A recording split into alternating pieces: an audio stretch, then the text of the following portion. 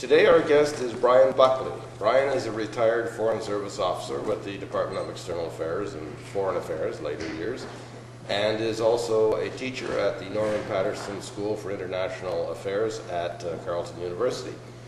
Today we're going to talk about a rather extraordinary event in the history of Canada and Ottawa on the world scene, and that was the reception of tens of thousands of Vietnamese, Cambodian, and Laotian refugees after the wars in Southeast Asia, principally in 1979. In Ottawa, we had something that was known as Project 4000. Brian, what was that? Well, it was a wonderful grassroots response by the people of Ottawa to the crisis in Southeast Asia, and it was originated by the then mayor of the day, Marion Dewar, who was so touched by the plight of the refugees that she wanted to reach out to them and found a way to establish a mechanism that allowed the citizens of Ottawa to respond in a practical and effective manner. Was this done in all cities across Canada? Actually, there was a huge response right across the country. Project 4000 it's very much a local story in the sense that it's very much about Ottawa, but it had an impact as well nationally. Because Marion was mayor of the city, she challenged the other municipalities around June 30 of 1979 to get involved, to do the same sort of thing. There's a wonderful story of the mayor of Calgary phoning her up and saying, "Marion, what's going on down in Ottawa about all this business about refugees?" And she explained the story, and Ottawa was going to take up to 4,000. And he said, "Calgary's bigger and better, we'll take 10. So it had a national impact. Fantastic. Well, how did it work then? Did the city of Ottawa set up reception centers? What was special about it? Well, I think Marion would be the first to say, she describes herself as the one who simply directed the traffic.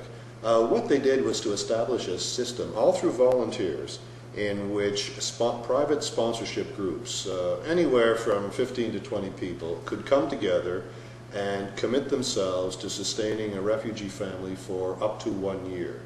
That would allow then the family to come and to integrate into Ottawa. For every privately sponsored refugee, like for a refugee family taken this way, the government of the day had also committed to have a government-sponsored refugee. So there were two tracks. There was the private sponsorship track and then the government-funded, government-sponsored track. So sponsorship was mostly money. Was there personal involvement with the families that were sponsored? Indeed there was. Indeed there was. And in fact, it probably was more important than the money in the long run.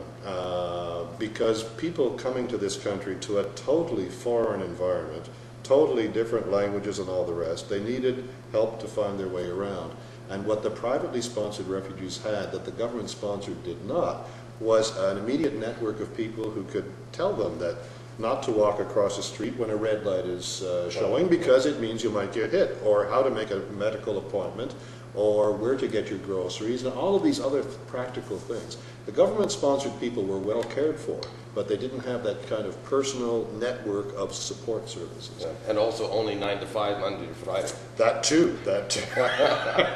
Although to be fair, I think there were some very dedicated people in both the federal levels and the municipal levels who put in hours much beyond the 9 to 5. What kind of people came to Canada? Mostly Vietnamese in Ottawa, and where were they from, and what were they capable of doing? Well, there were 4 distinguishable groups. There was a study done of them in 1982 to see how well they were doing. And the groups were, I think, in probably roughly this numerical magnitude, ethnic Chinese who were Vietnamese themselves. But these were people who had lived in Vietnam possibly for generations. They had become very suspect in the eyes of the regime immediately after the Vietnamese-Chinese border war in 78-79. Then there were the ethnic Vietnamese themselves who fled. These were mostly boat people. That was their way of escape.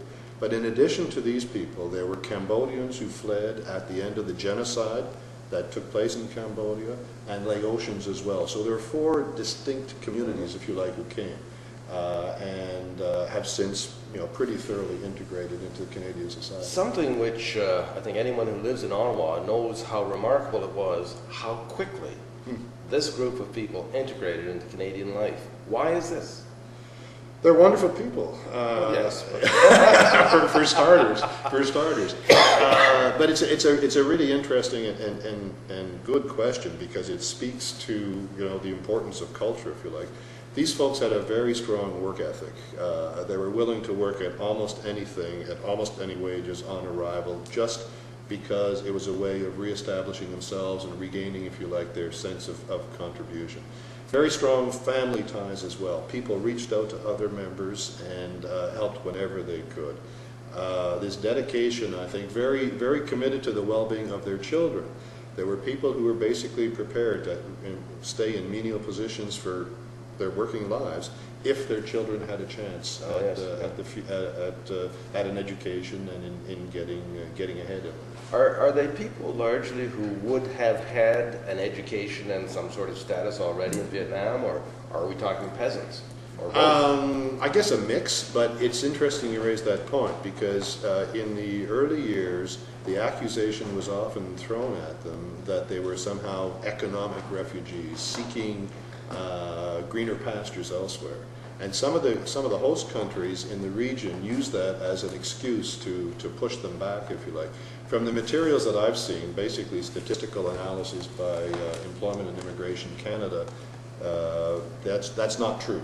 That's not true. They were basically of fairly modest backgrounds, the majority of them, and of not that many professional occupations registered, not that many advanced degrees listed.